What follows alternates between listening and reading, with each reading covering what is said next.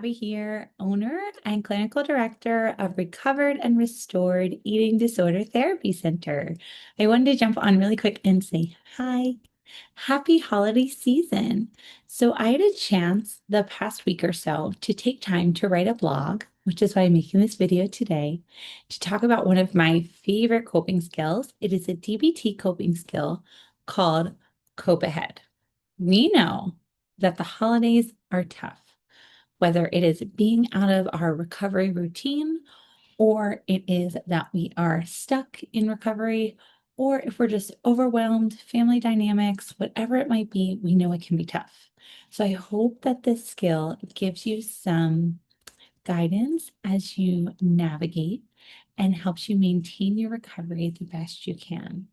Be as gentle with yourself as you can during this time. So let me get started. So as you can read in the blog, COPE AHEAD is an acronym. So the C stands for create the scenario.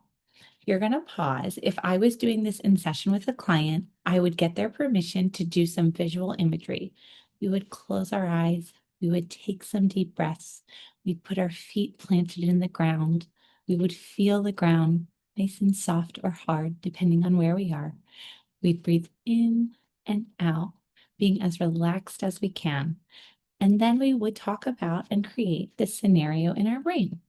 They would share with me what might be coming up for them or what might be feeling hard and what they're anticipating and what's causing the anxiety. Is it a holiday dinner? Is it seeing relatives who may comment on their body? Is it just the hustle and bustle of the season? Whatever it is, they're going to describe it to me. We're going to hold space for what they're feeling. We might rate the intensity of the anxiety. But either way, we're just going to practice holding space for that hard scenario. So we're going to create the scenario. Then we're going to outline what you can do.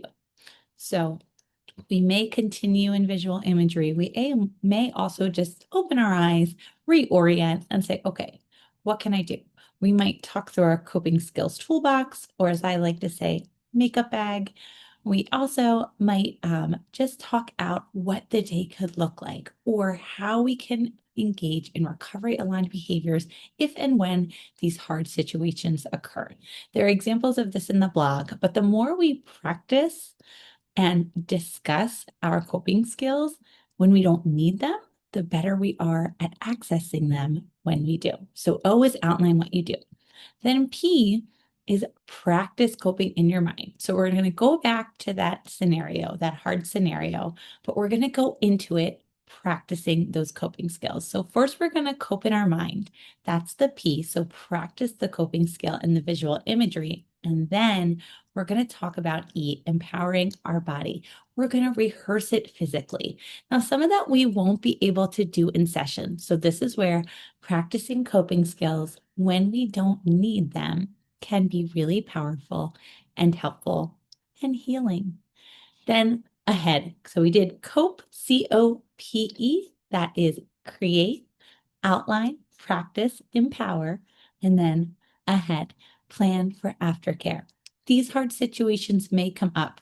You may even cope like a rock star, and you still might be feeling it in your body afterwards or just need to reflect and decompress. So make sure you have an aftercare plan where they're at that support from your safe people and your community, talking with your therapist, listening to calm healing music, lots of options in the blog as well. So why do we cope ahead and how do we know it works? When we practice skills outside of the challenging scenarios and when we work within hard constraints or within hard times, we prepare and we work through them ahead of time. It can help our body build confidence, ground our central nervous system, and encourage preparation to build trust within ourselves and our recovery. Anyway, this is why it is one of my favorite coping skills. I hope you will take the time to read the full blog. And if you are struggling, please reach out to us, recoveredandrestoredtherapy.com. All of our therapists, including myself, are taking clients. We would love to work with you. We know this season is hard, and going into the new year, you don't have to do it alone. Please remember, these videos are not therapy. They are not meant to be a supplement for therapy, but they are just meant to help aid in your recovery.